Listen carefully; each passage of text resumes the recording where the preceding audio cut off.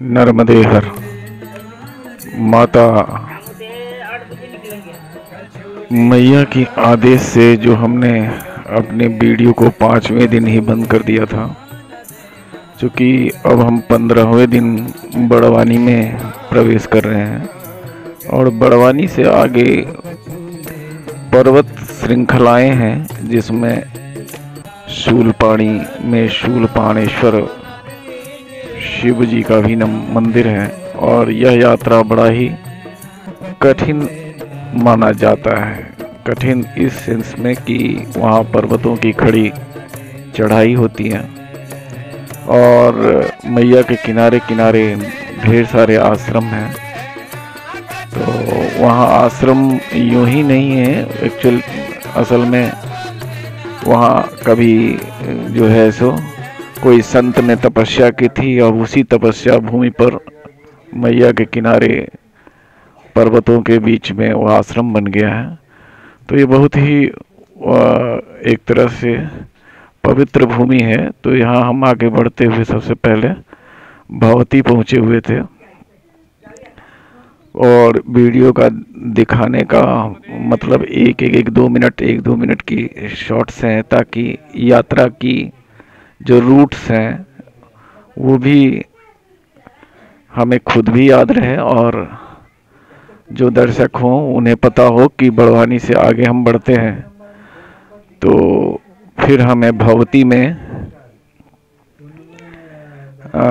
आप किसी आश्रम में रुक सकते हैं और भगवती से वहाँ का जो दृश्य है, साथ में भगवती तक रोड ही है जो बड़वानी से निकलते हैं। तो ये देख सकते हैं पर्वतों की हल्की श्रृंखला हमें दिखाई दे रही है, जो आगे जाकर सिर्फ पहाड़ ही पहाड़ नज़र आएंगे। अभी छोटे पहाड़ दिख रहे हैं, लेकिन बड़ी आनंद के साथ हम भगवती पहुँचे थे।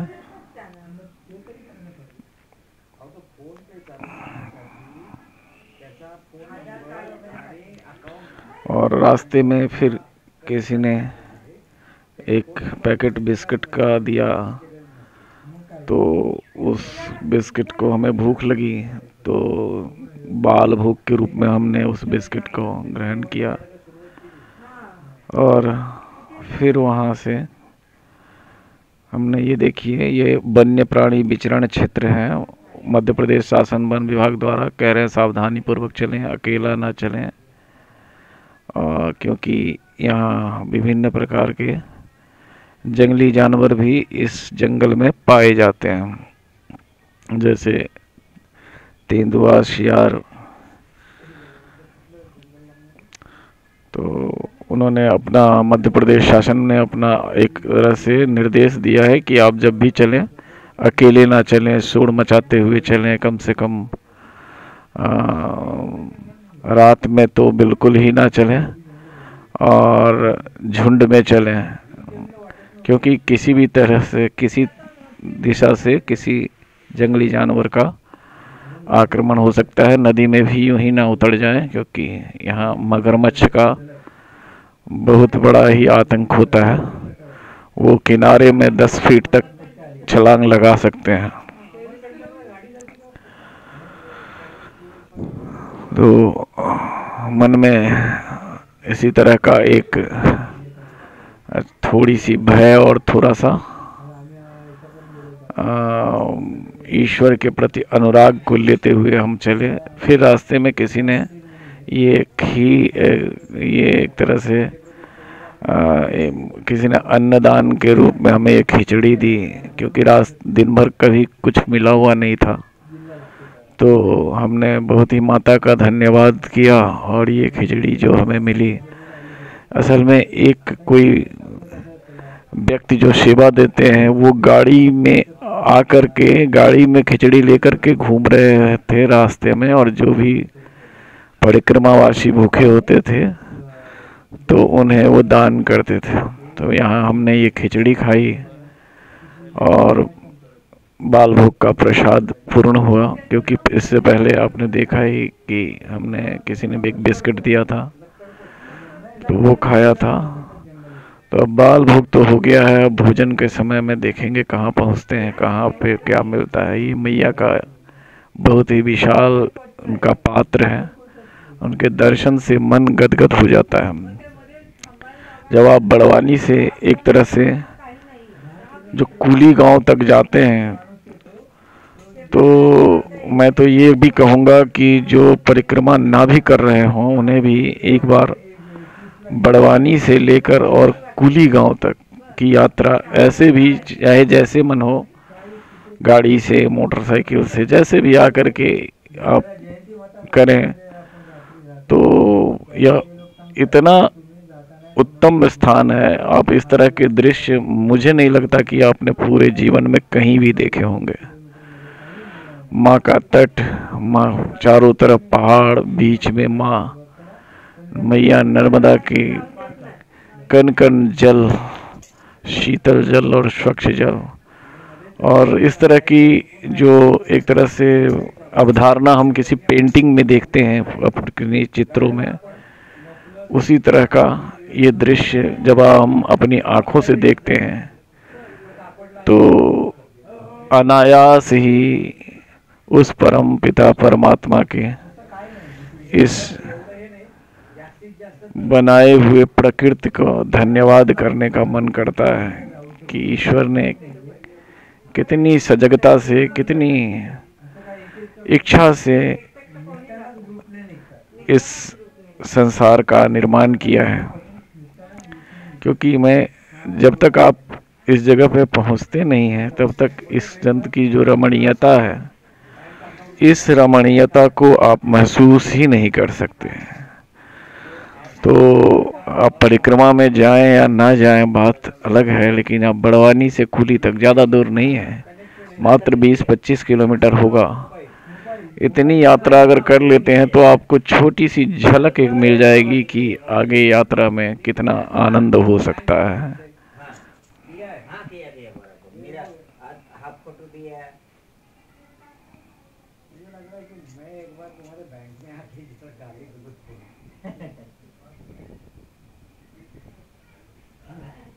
क्योंकि क्या है कि वो जो दिखा रहा है ना नेट पे से, वो बोल रहे कि आपका अकाउंट ही नहीं है।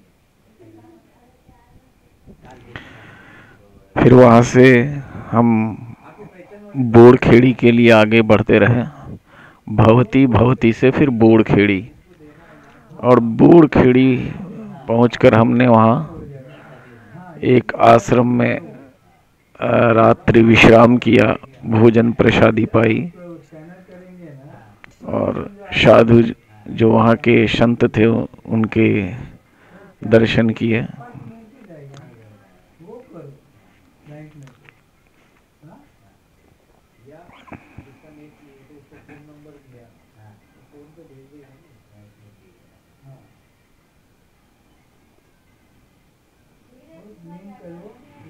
यहाँ से मार्ग जो है सो वो ख़त्म हो जाता है, बस कच्चा ही मार्ग है। चारों तरफ गिट्टी रोड़ियाँ ही बिखरे हुए हैं। हो सकता है यहाँ तक मार्ग बनाने का कुछ सरकारी प्लान हो, लेकिन अभी तो फिलहाल बोड़खेड़ी तक जो है सो रोड है। फिर उसके बाद हम कुली की तरफ बढ़ते हैं। तो कुली इस पहाड़ के श्रृंखला में जो स्टार्ट होता है उसका आखिरी गांव है। इसके बाद सिर्फ आपको पहाड़ पे ही चढ़ना पड़ेगा, उतरना पड़ेगा, ऐसा रास्ता है। और इनकी खड़ी चढ़ाई है, जो खड़ी चढ़ाई बड़ी ही एक तरह से जानलेवा भी साबित हो सकती है अगर आपने जरा सी भी आपकी दृष्टि भ्रम हुआ, क्योंकि छोटी सी बिल्कुल एक पैर रखने वाली एक तरफ पगडंडी होती है और दूसरी तरफ गहरी खाई, और इसी में हम अपना 8-10 किलो 12 किलो सामान लेकर के भी हम चलते हैं। यहाँ से कुली 1 किलोमीटर के आसपास का है।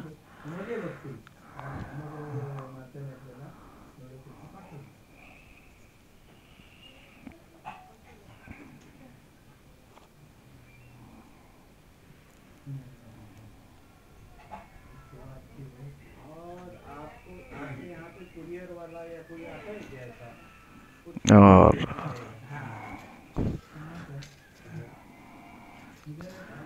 इस समय काफ़ी धूप भी हो रही है दिन में, इसलिए हमें अपने सारे कपड़े उतार देने पड़े थे। और हमारा वज़न भी, जैसा कि पहले भी बताया हूँ, 10-12 किलो से ऊपर ही है जो हम लेके चल रहे हैं। तो इस गर्मी में, धूप में, वो भी पहाड़ों पे खड़ी चढ़ाई में चढ़ना थोड़ी परेशानी का सबब तो ज़रूर है।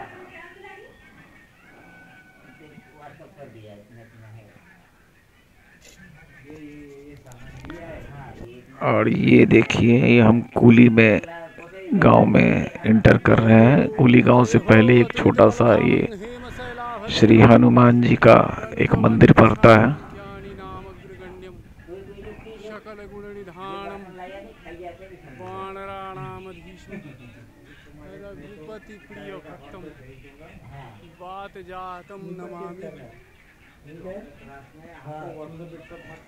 तुम्हाला काय घ्यायचं तुम्ही घ्या, बरोबर की नाही?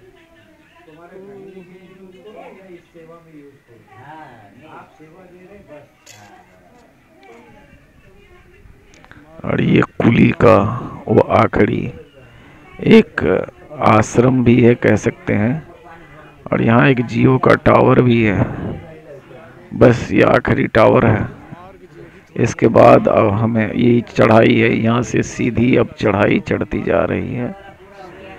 इसी रास्ते में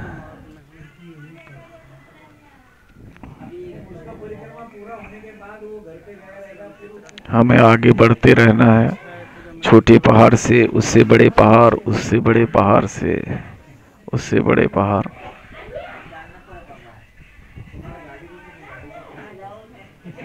ऐसे सेवक जो गाड़ी से कुछ वो भोग प्रसाद वितरण कर रहे थे, तो हमें उनसे भी बात करने का मौका मिला। उनकी भक्ति भाव देखकर मन प्रसन्न हो जाता है। ये गाड़ी देखिए, जो रास्ते में जहाँ भी जा रहे हैं, ये जो परिक्रमावासी हैं उनको 2 केले या कुछ भी ऐसा कुछ देकर उनकी सहायता करते हैं, ताकि उनकी परिक्रमा ठीक से चलती रहे।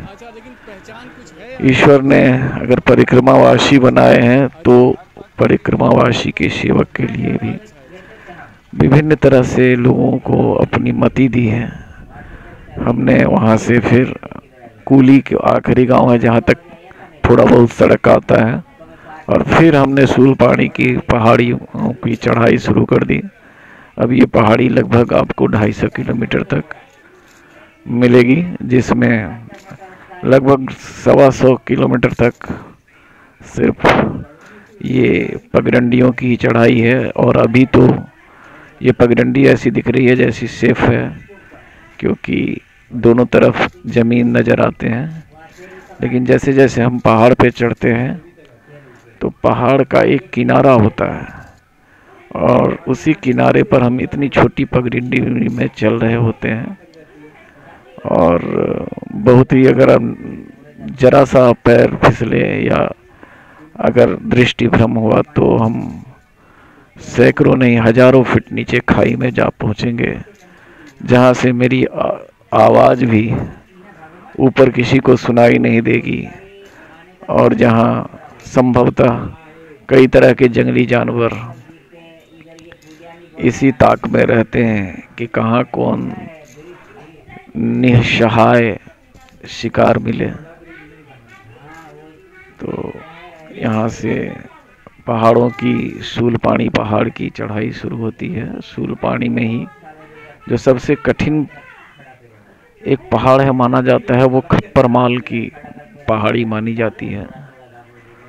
और क्योंकि पहाड़ों की चढ़ाई इतनी मतलब रिस्की नहीं होती, लेकिन यहाँ बस ये है कि एक तरह से खड़ी चढ़ाई है बिल्कुल। जिस तरह हम एक फ्लोर से दूसरे फ्लोर जाते हैं जीने पर, लगभग 30-35 डिग्री एंगल पे, 30 से 35 डिग्री के कोण पे। मैंने गलत कहा, लगभग 70 डिग्री, 65-70 डिग्री के कोण पे जो है सो वो आपको ऊपर चलते रहना होगा, जहाँ दोनों तरफ झाड़ी है। फिर हम यहाँ से श्री लखनगिरी बाबा के आश्रम तक के लिए यात्रा तय किया। लखनगिरी बाबा का आश्रम का जो प्राचीन मार्ग है वह लगभग 6-7 किलोमीटर जंगलों से होकर के है, लेकिन लखनगिरी बाबा का आश्रम नीचे होता है और आप जहाँ पहुँचते हैं वो बिल्कुल पहाड़ का शिखर होता है।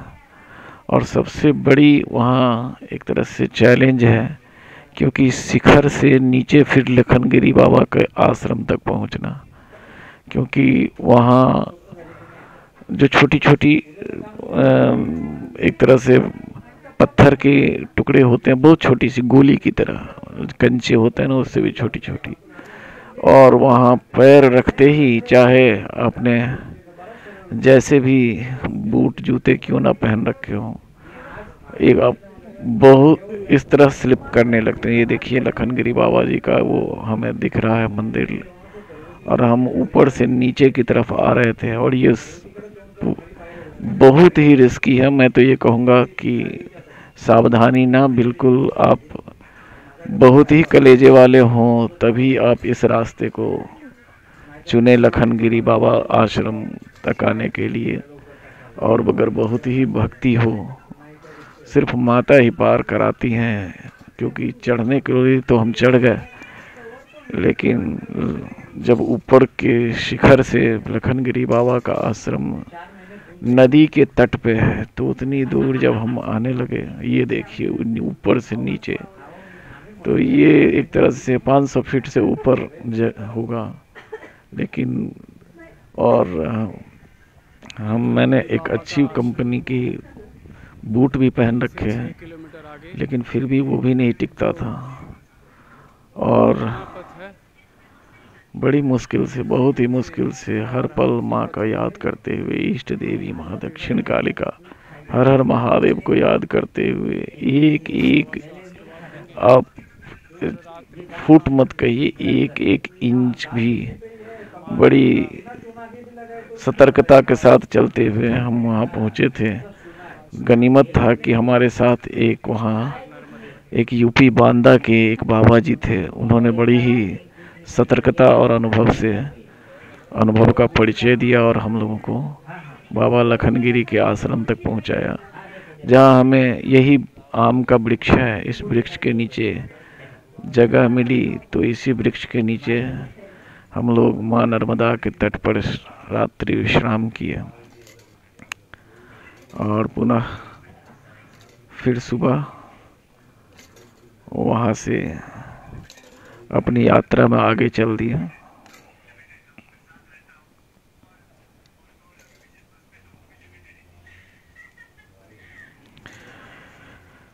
यहाँ हम पहले सेमलेट, यहाँ से लखनगिरी बाबा से वहाँ से होकर फिर सेमलेट होते हुए मध्य प्रदेश भादल तक अगली यात्रा को पूरा किया।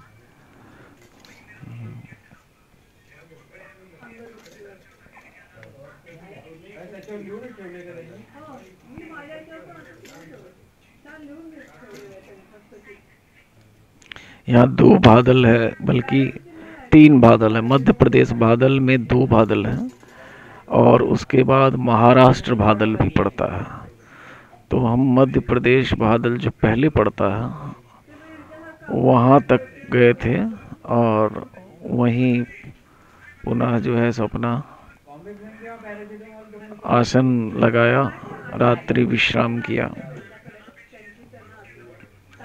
और एक तरह से ये क्विज की तरह जो है सो ये पहाड़ों की श्रृंखला है, जो पहले तो थोड़ी आसान है, फिर हर दिन वो हर घंटे जो एक तरह से पहाड़ों की चढ़ाई का जो तरीका है वो बिल्कुल टफ होता जाता है, टफ टू टफेस्ट।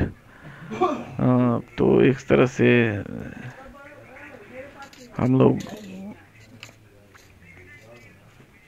बादल तक की यात्रा पूरा कर रहे हैं।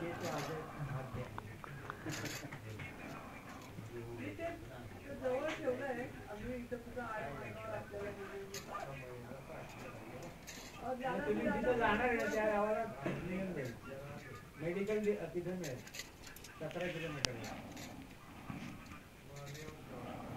मार्ग आप देख सकते हैं, लेकिन ये वही मार्ग सिर्फ दिखाया जा रहा है जहां हम कंफर्टेबल थे एक छोटा सा शॉट लेने में, क्योंकि इससे भी बहुत ही दुर्गम मैं कहूँगा कि मार्ग है जहाँ पे मैं इवन शॉट्स भी नहीं ले पाया, क्योंकि मैं अब इस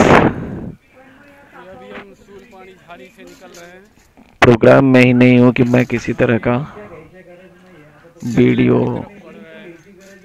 बनाऊंगा, क्योंकि वीडियो बनाना मैया ने एक तरफ से संकेत दिया, तो हमने अपने सेल्फी स्टिक वगैरह सब कुछ वापस कोरियर से अपने घर भेज दिया, बड़वानी में ही।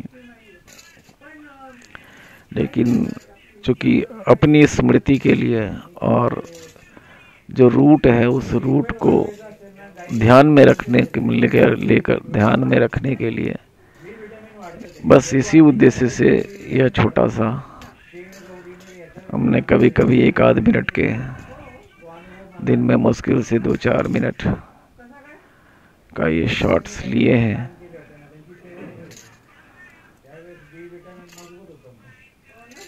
ताकि हमें अपनी स्मृति में यह पवित्र भूमि रहे और जो लोग इधर आना चाहते हैं उन्हें भी थोड़ा सा इस बात का एहसास हो जाए कि वहाँ जीवन कैसे चलता है, किस तरह से एक आश्रम से दूसरे आश्रम तक की दूरी तय करनी होती है। और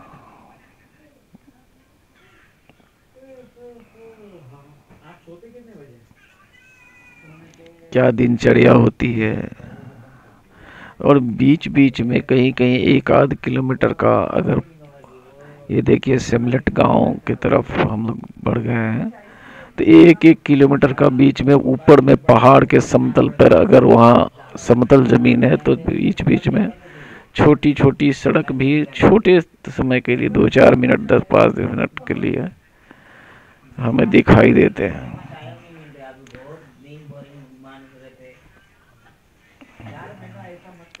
सिमलट तक जाते जाते हम लोग बहुत ही भूख से पीड़ित हो रहे थे, लेकिन वहाँ जाकर जो वो देखा कि वहाँ एक तरफ से बहुत ही छोटी सी कुटिया है, बहुत ही छोटी सी कुटिया जिसमें मुश्किल से 2-4 आदमी रुक सकते हैं। और वहाँ हमने पहुंचकर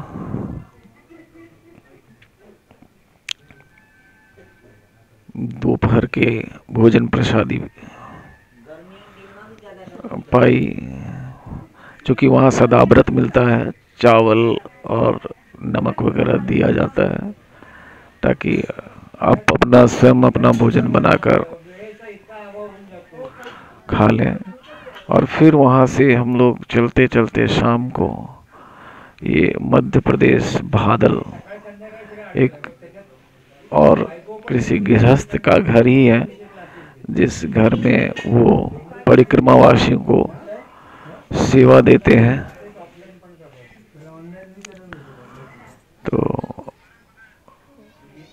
मैं वहीं शरण मध्य प्रदेश बादल में ही शरण लिया, और कोई नकर सिंह सोलंकी जी हैं जो जिनका ये एक तरह से सेवा का केंद्र है। और वहाँ पूर्ण पहाड़ों में जैसी जिंदगी होती है उसी तरह की उनकी व्यवस्थाएं हैं। तो हमने रात्रि विश्राम यहाँ किया और भोजन प्रसादी पाई, फिर सुबह स्नान पूजन इत्यादि करके और आगे की यात्रा हमने तय किया। ये देख सकते हैं मध्य प्रदेश भादल का नकर सिंह सोलंकी जी का जो सेवा अपने घर पे ही करते हैं। जो 2-4 वहाँ परिक्रमावासी थे सभी ने बड़ी प्रेम से, कुछ तो इस गौशाला में भी रुके थे और कुछ दूसरी साइड में शरण लिया था। सभी माताओं की जय हो, सभी बच्चों की जय हो।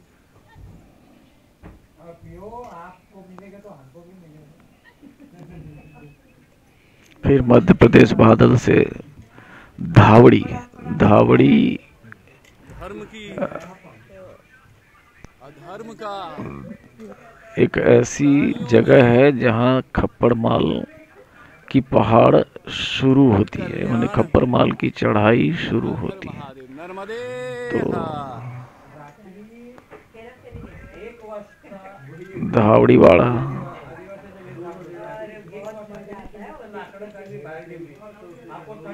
के लिए हम लोग चल रहे हैं।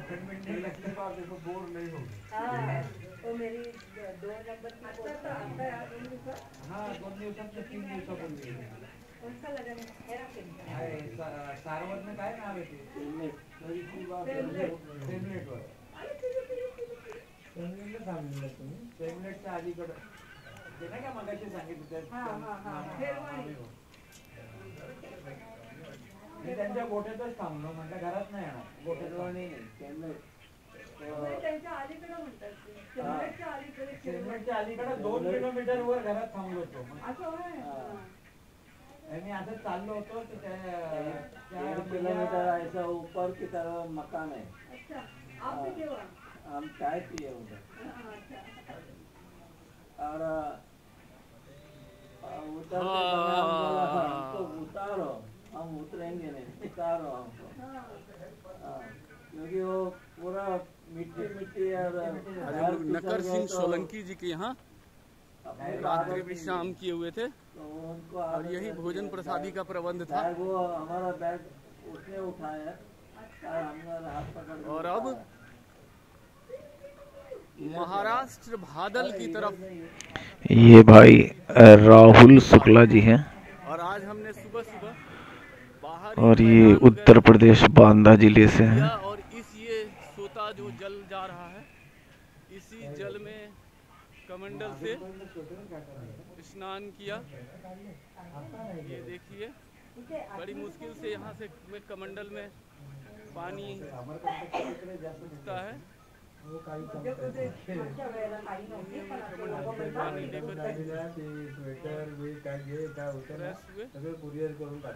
बहुत ही आनंद आया।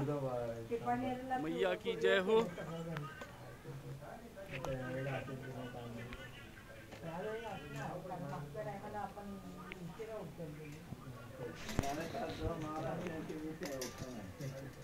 तो उन्होंने उनके पूरे खानदान का हिस्ट्री भी निकाला, कितने बच्चे हैं, कितना क्या है। मेरा बोले कि बेटे को मजदूरी कितनी मिलती है, बहू को मजदूरी कितनी मिलती है। ये कौन नदी कौन सा है? ये सेवा का जड़कन है तो चलो ना, फिर कोई दिक्कत नहीं है। नर्मदे हाँ, बस मैया नहीं होनी चाहिए, मैया नहीं होनी चाहिए। जय हो नर्मदे हर। दर्शक हमें माफ करें क्योंकि मैं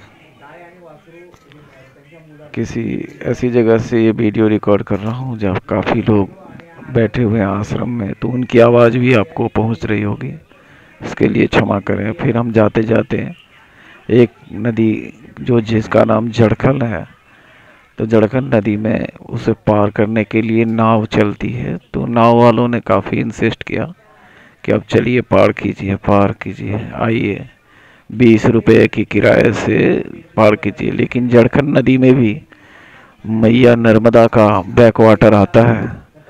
इसको देखते हुए हम लोगों ने यहाँ नाव से पार नहीं किया और यहाँ से लगभग 2.5-3 किलोमीटर ये बाईं तरफ जो रास्ते जाते हैं पूरी पहाड़ी को चढ़ाई करते हुए, और जहाँ बिल्कुल सिर्फ जड़कन नदी का स्रोता ही है, हमने वहाँ से इस नदी को पार किया। क्योंकि ऐसा माना जाता है कि अगर हम नदी मैया का जल जड़कन नदी में भी आता है तो अगर हम ऐसा करते हैं तो हमारी परिक्रमा टूट सकती है। वैसे हर जगह से जहाँ से भी जल दिखता है वहाँ नाव वाले लोग काफ़ी इंसिस्ट करते हैं कि आइए हम उस पार छोड़ देते हैं, हम यहाँ छोड़ देते हैं, हम वहाँ छोड़ देते हैं। चूँकि उनमें उनकी अपनी आर्थिक कमाई के साधन होते हैं, तरीका होता है। लेकिन अंततः बहुत विचार करने के बाद हम लोगों ने इस नाव पे यात्रा नहीं की और फिर पहाड़ के लगभग 2.5 किलोमीटर दोनों साइड से लगभग 5 किलोमीटर चलते हुए और हमने अपनी यात्रा पैदल ही उस पार हो गए, जहाँ मुश्किल से घुटने भर पानी था। जो जड़कन नदी आती है और मैया नर्मदा में मिलती है, तो वहाँ सिर्फ जड़कन नदी ही थी, कोई बैक वाटर का पानी भी नहीं था। लेकिन वहाँ का तक जाने का मार्ग भी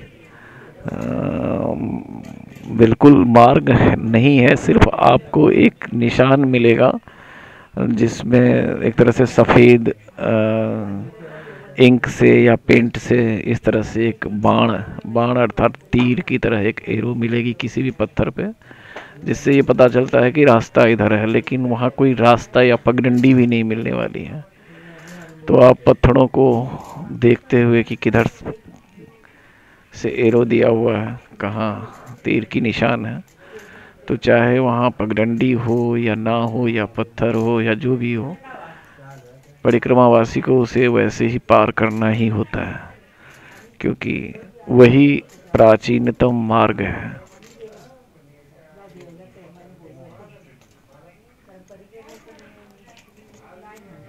ये हम लोग नाव पे नहीं बैठे तो फिर आगे जा रहे हैं। कोई 2.5 किलोमीटर के बाद जा कर के जब नदी संकड़ी हो गई है, जड़कन नदी बिल्कुल छोटी सी, जहाँ बैक वाटर नहीं पहुँचता, वहाँ से हम लोगों ने नदी को पार किया।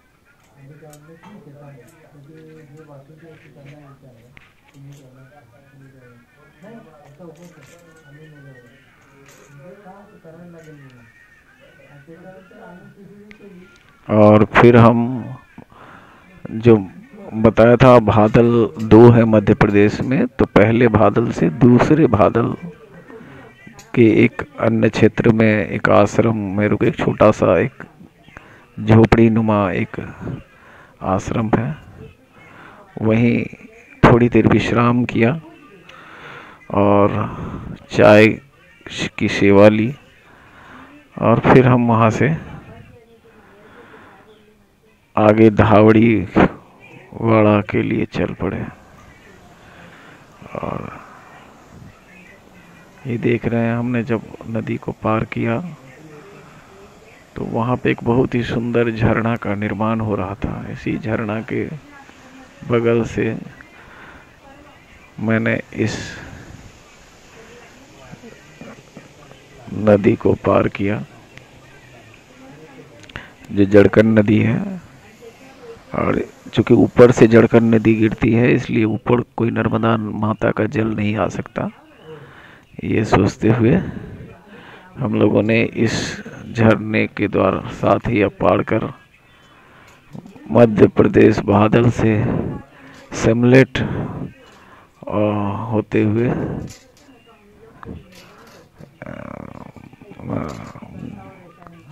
धावड़ी खप्पर माल की जो चढ़ाई पॉइंट है वहाँ तक की यात्रा हमने तय की, क्योंकि ऐसा माना कि यहाँ तक पहुँचते पहुँचते 3-4 बज गए थे। तो चूँकि खप्पर माल की चढ़ाई बहुत ही कठिन चढ़ाई मानी जाती है, बिल्कुल खड़ी चढ़ाई है, बिल्कुल खड़ी चढ़ाई। और यूँ तो बहुत दूर का नहीं, मुश्किल से 2.5 किलोमीटर के ऊपर तक खड़ी चढ़ाई है। यहाँ आप सड़क मार्ग से भी जा सकते हैं, जो लगभग 7.5 किलोमीटर पड़ेगा, तो आप उस पार होंगे। लेकिन कहा जाता है कि प्राचीनतम मार्ग जिस मार्ग पर ऋषि मुनि चल के गए, उन्हीं के पद चिन्हों पे हमेशा परिक्रमा करना चाहिए, तो अत्यंत लाभ होता है। तो फिर हम आज तो नहीं, लेकिन अगले दिन यहीं से हम खप्पर माल की चढ़ाई शुरू करेंगे। तो पुनः आज हम धावड़ी में उस एक गृहस्थ थे, उन्होंने एक स्कूल में, छोटी सी स्कूल, आदिवासी की स्कूल जैसी एक व्यवस्था है, उसमें हमने शरण लिया और रात्रि में विश्राम और भोजन इत्यादि प्रसादी वगैरह पाई। और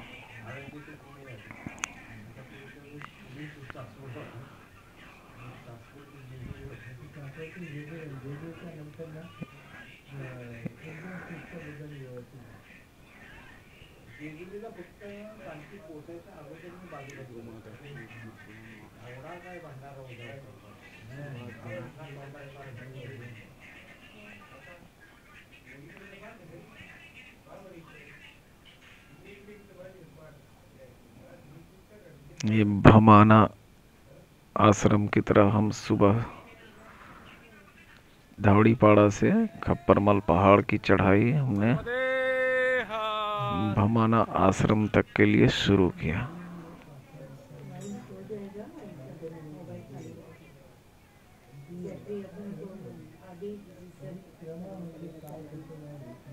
ये धावड़ी पाड़ा से खप्परमल पहाड़ की चढ़ाई इसी स्थान से शुरू होती है।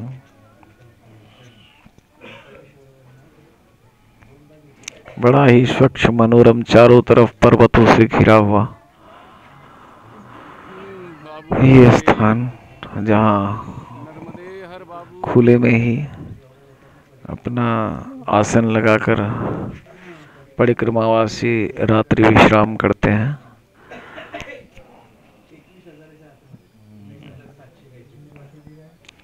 और वो सामने जो पहाड़ दिख रहा है, इसी पहाड़ी से खप्परमल की यात्रा शुरू होती है।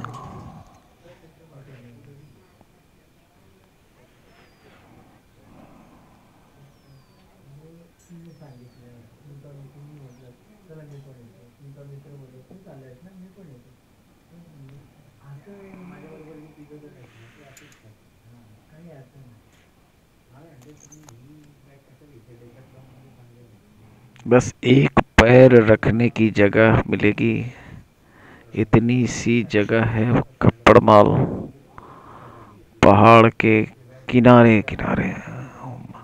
और उसी एक पैर को हमें अगर ठीक से संतुलन ना बिठा पाए तो सैकड़ों नहीं हजारों फीट नीचे खाई में लुढ़कने का पूर्ण एक तरह से संभावना होती है। आप देख सकते हैं किस एज पे चलना होता है। लेकिन यहाँ भी हमारे वो उत्तर प्रदेश बांदा के बाबा ने एक तरह से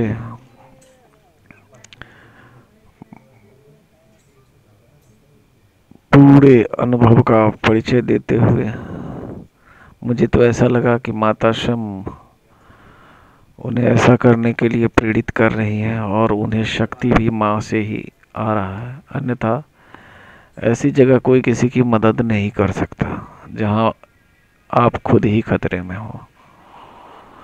लेकिन वो बड़े ही शालीनता से सबकी मदद करते हुए चल रहे थे।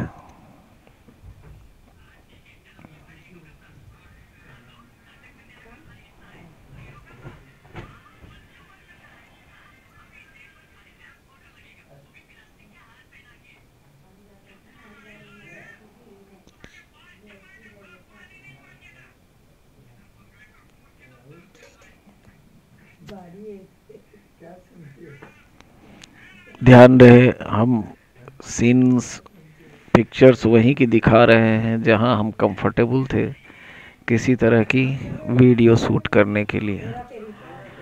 अन्यथा जो जिस तरह की ये पहाड़ है उसमें खड़े होकर फोटो तो क्या वीडियो तो क्या, आप अपनी नज़र किसी दूसरी तरफ टिका नहीं सकते।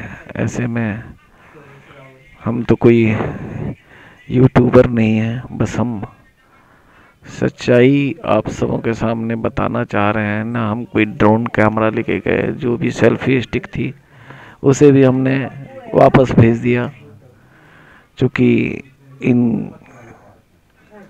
क्रियाओं में माता नर्मदा या अपने इष्ट के प्रति जो भक्ति का समय क्षय होता है, इसलिए हमने जिस तरीके से बन पाया उल्टे कैमरे से ही फिर से एक तरह से अपनी स्मृति के लिए और आप सबों के मार्गदर्शन के लिए किसी तरीके से कुछ दृश्य हमने इकट्ठे किए हैं। अब यहाँ पे हम पहुँच गए हैं खप्पड़ माल के बिल्कुल पहाड़ के ऊपर, जहाँ पर ये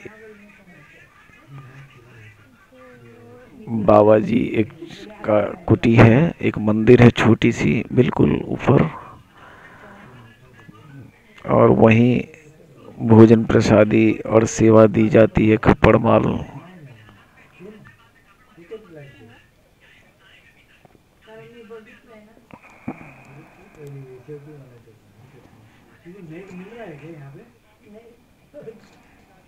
डाउनलोड करके रखा है।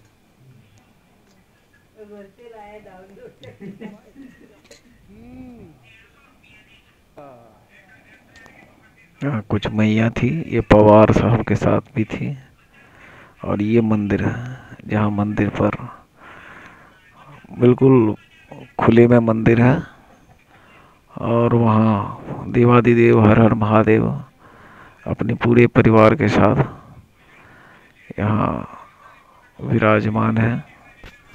इनके भी दर्शन किए।